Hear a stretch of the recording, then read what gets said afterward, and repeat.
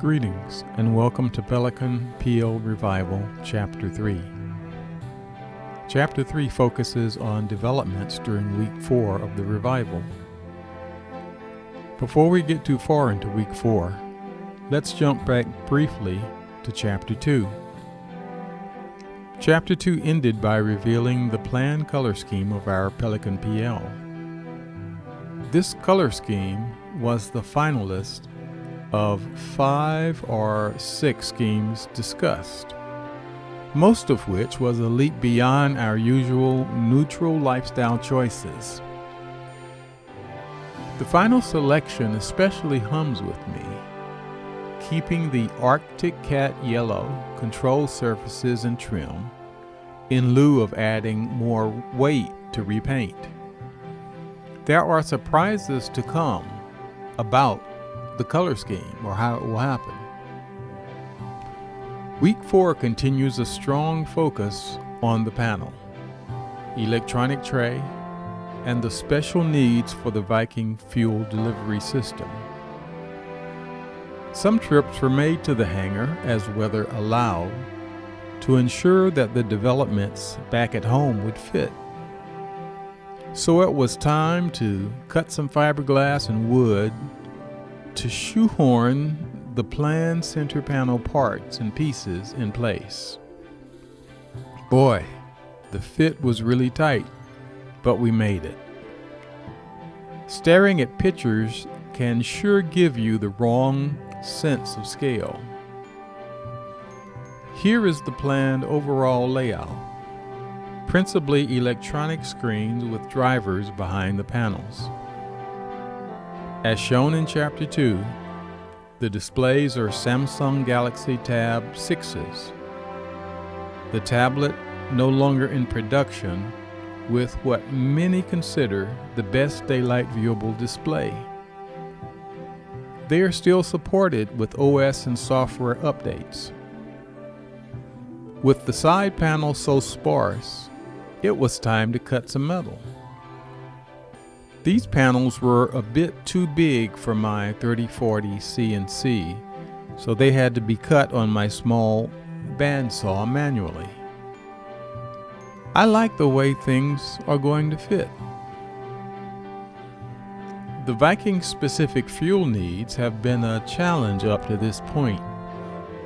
Blending the existing fuel handling system with the Viking need of 2 fuel pumps with recirculation back to the main tanks or header tank. From the location where the existing fuel handling system ends, there is no recirculation back to the tanks. So I acquired the small header or swirl tank and have already gone through a number of variations trying to get things worked out.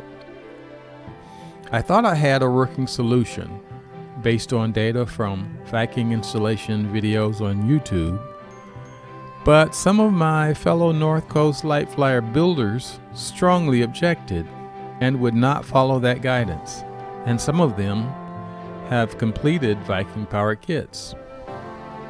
So, fuel delivery ideas were briefly on the back burner as I tried to figure out more things about the Pelican parts and the Viking.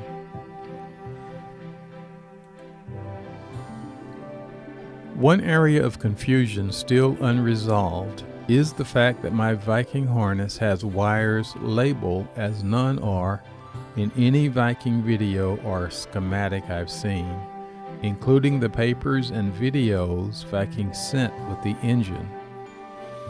I haven't yet talked to Viking, as there is plenty of time till spring to get that worked out. I had developed more electronic tray and fuel delivery ideas and made a trip back to the hangar to test them out. They failed grandly when I was forced to remember to consider the other stuff between panel and firewall, specifically the air handling system and all of its associated tubing. So I needed to get that in place so I could see. Ultravia had developed a fantastic hot and cool air delivery system for all year flying, and it was going to be there. So my equipment, tray, and fuel delivery ideas would have to morph. Case closed. However, the case for the central panel was looking good, and it was about time to cut some more metal, this time using the CNC. The template as an SVG was fed to the processor, and G-code to cut it out was generated.